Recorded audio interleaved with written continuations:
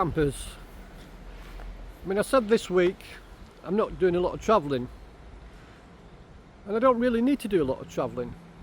Because what I've found, within about a 20-mile radius of where I work, there's loads and loads of stately homes to visit. This area must have been, well, there must have been some really rich landowners, and I think a lot from the coal industry. They made a lot of money out of that, and they built loads of big houses here. Now today I'm visiting a place called Nostell Priory, which has big grounds, which I'm going to look at first before I have a look at the house. So hopefully you'll come along with me and have a look. Well, as I say, it's set in parklands or grounds which seem to go for miles.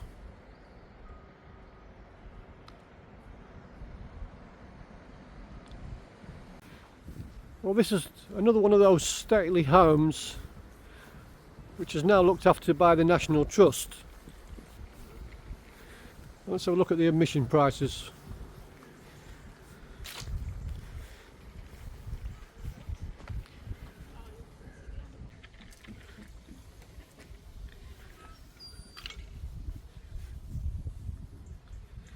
Well, the parking here is £5 for the day, and you've got all this beautiful landscape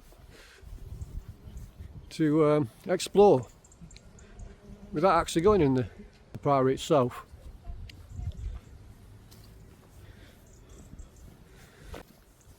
I think first I'm going to have a look around the walkways. It appears that the grounds are encircled by stone walls in quite a lot of places.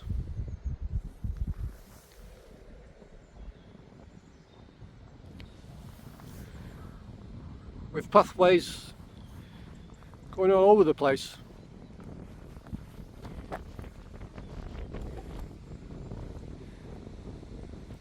I think we have a working farm here as well,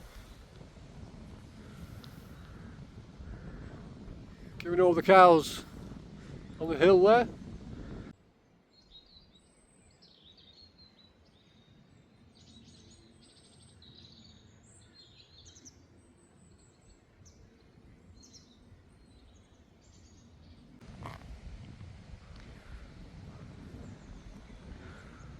Let's follow this path, see where it goes to.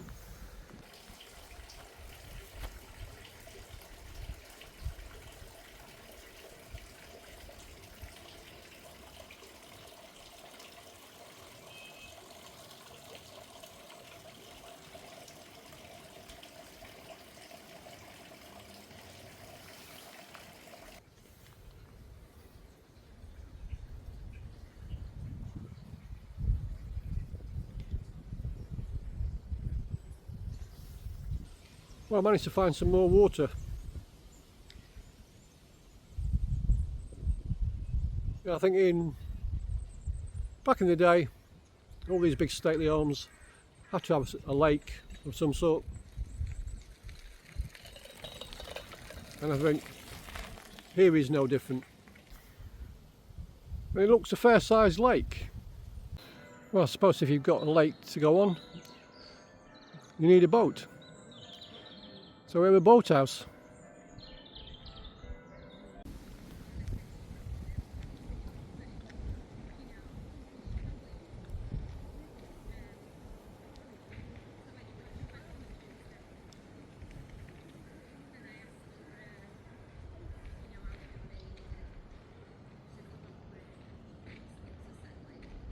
And I think there's a pathway around it. So let's see how far it goes. Down this way.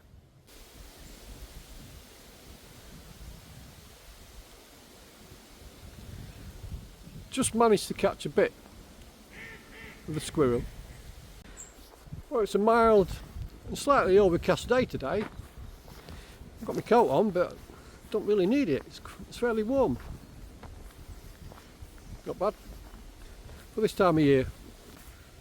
Well, I'm debating, I'm thinking quite a bit about my video content. I mean, at the end of the day, it's supposed to be a van life channel. I don't really seem to show much van life, do I?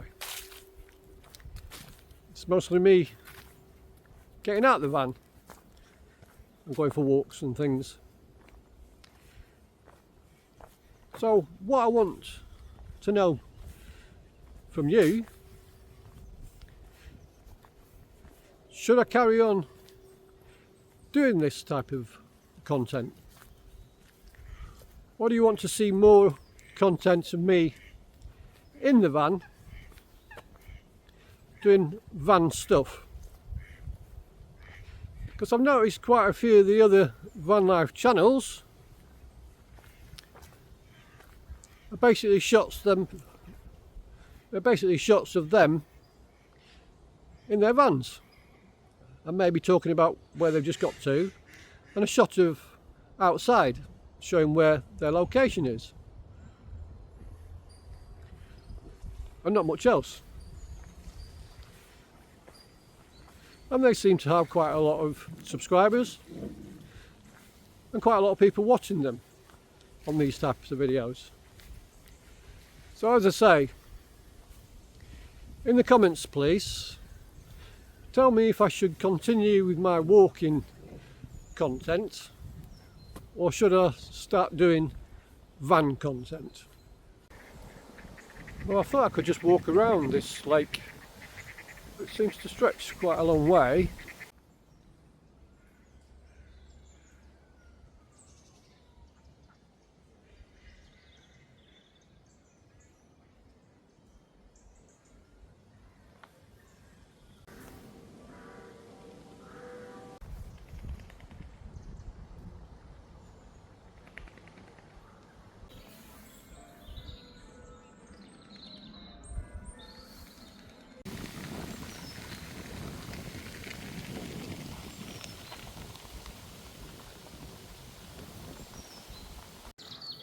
I think we have some very old trees here.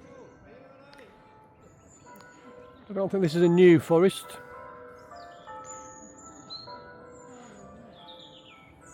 It's probably hundreds of years old. Well, I want to talk about van life and birthdays. I think as you get older, you don't celebrate birthdays the same, do you? Probably up until when you're 21, you know, each birthday's a milestone. I think after 21, you sort of like just celebrate the decade ones when you're like 30, 40, 50, 60. And I think any of the other birthdays, as you get older, they're not that important. Now I've got some birthdays coming up. I've got my birthday on Saturday, 28th. I've got my mother's birthday on the 29th. And I've also got my granddaughter's birthday on the 29th. So I've got a quandary. What do you buy for a present from one end of the spectrum to the other? My granddaughter's 4. So what do you buy a 4-year-old which is going to make any sense and last in their mind? What do you buy an 87-year-old who's already had most of her life and still makes sense? Let me know in the comments if you've got any suggestions. What do you buy a 4-year-old girl? What do you buy an 87-year-old girl? Any suggestions will be helpful because I have no idea. I mean, a 4-year-old, probably changes what they like from week to week, month to month. And an 87-year-old probably got everything they ever wanted. So what can you give them to mean something? As I say, suggestions please. Now the other thing I was going to mention, if you live in a van, how do you celebrate your own birthday? It's not like when you're in a house, you can set up a party and invite people around to the house for a party or a barbecue. So how do you celebrate your birthday when you live in a van? A bit more difficult. I suppose I could invite some people. Probably get about three other people besides me in the van. Still a bit tight. And then if it rains, or if it's raining and the weather's not very good, you can't use outside space. It's not going to be a great celebration if it's throwing down with rain and we're all squashed up inside the van. So that's another question for you. How can I celebrate my birthday living in a van on the 28th of September? Any suggestions will be helpful.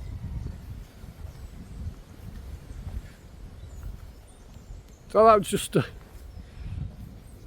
I'm visiting a stately home and I've gone off on a tangent talking about birthdays. But that's van life or van related. Whereas visiting a stately home isn't van related, is it really? But it's just the things what I do. Out in nature, visiting new places. I mean, I lived in this part of Yorkshire until I was about 13. And I'd never been to this place, Nostril Priory. I'd heard of it, but I've never been. So here I am, nearly 62, making a pilgrimage. Well, making a pilgrimage as such, because I haven't gone away, driving miles and miles like I normally do. I thought I'd come and experience something more local. And so far I'm liking what I'm seeing. There must have been a lot of money around when it was built, the people who built it. Let's see if I can find out who built it and when it was built. I understand there's a lot of Chippendale furniture inside, but I'm not sure yet if I'm going to pay to go inside. Let's go and have a look at the outside of the house, stately home, whatever you want to call it, and then we can decide if we want to pay to go inside. Well, that's the sort of view you get out your front window to your garden when you're rich and can afford to build a big mansion, stately home, not quite sure what you call it.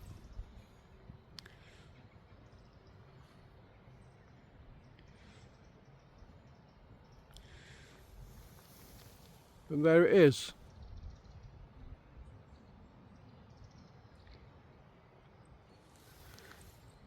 Quite an impressive building.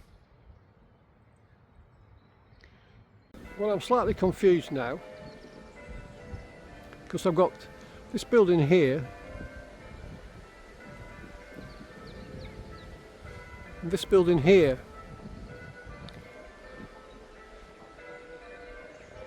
is that Nostell Priory?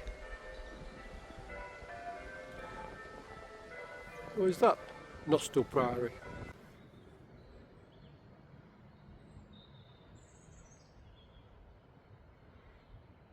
It's impressive, but it looks like a frontage. And look at the depth on the side. It doesn't seem to go back very far. And as you can see from that shot, it's not very deep. I think all these buildings which I've been to have something in common in their architecture. I suppose when they were built there wasn't that many architects available, so the style, it's all the same, isn't it? I can just imagine it back in the day, horse-drawn carriages pulling up this entranceway, which is quite a nice entrance. And the lord of the manor stood up the top, greeting guests for the ball. Oh yeah, exactly, that's it. Yeah, you don't want me falling asleep either, do you? No. Thank you. Thank you. Well, I've just got a bit of information. So what's behind me has been called Nostell House, Nostell Priory. But actually, it wasn't actually here.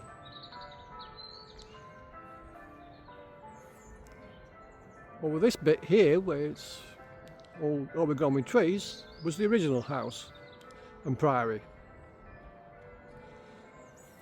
This housing behind me was built at a later stage. And the other buildings with the clock tower on, which I thought might be the original priory, turns out to be the stables for the house.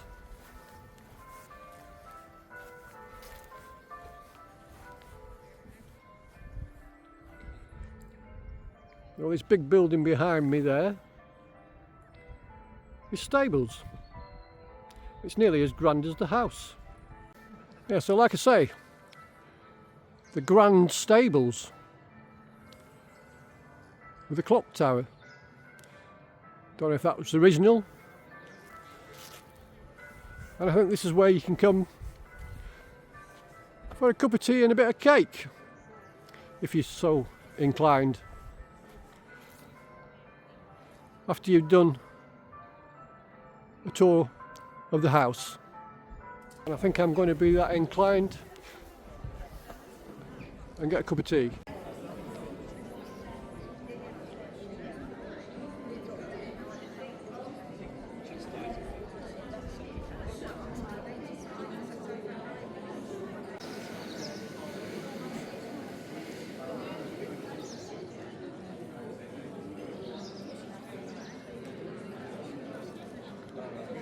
Well, I think I got it wrong with the size of the building. It seems that the right side is quite narrow, but the left-hand side is quite deep.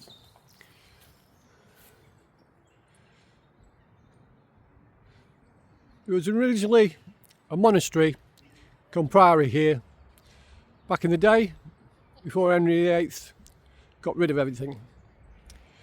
This building was built in 1760.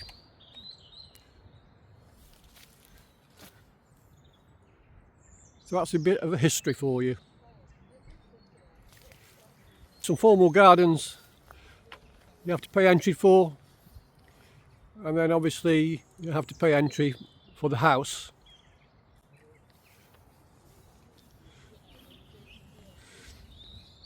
There seems to be a bit of an extension.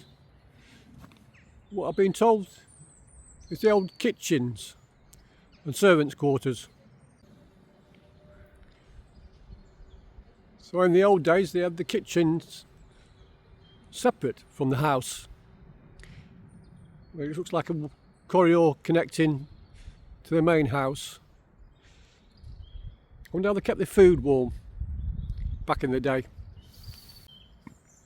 Well, if you can imagine, I've just got out of my carriage, go up the grand stairs to the main entrance.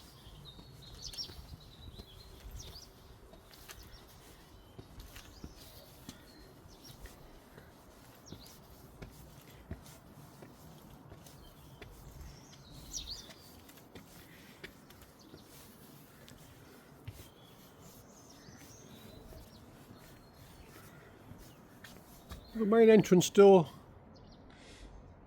doesn't look very impressive. Quite narrow.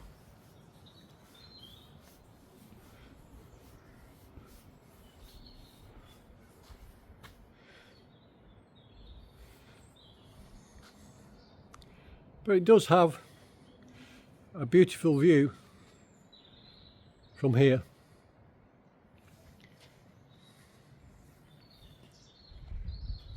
So this is Nostell House, which used to be called Nostell Priory. But the National Trust have changed the name. I was just speaking to one of the members of staff. He said when it was called a priory, a lot of people thought it was a religious place, and it's not. It's an impressive house. Inside you find lots of Chippendale furniture, a fantastic doll's house, and quite a few other interesting things to see. As I say, it's a National Trust, so if you're a member it's free, and if you're not, you have to pay. So I'm going to leave this one here. It's a bit of a mixed bag. Stately homes, birthdays, van life.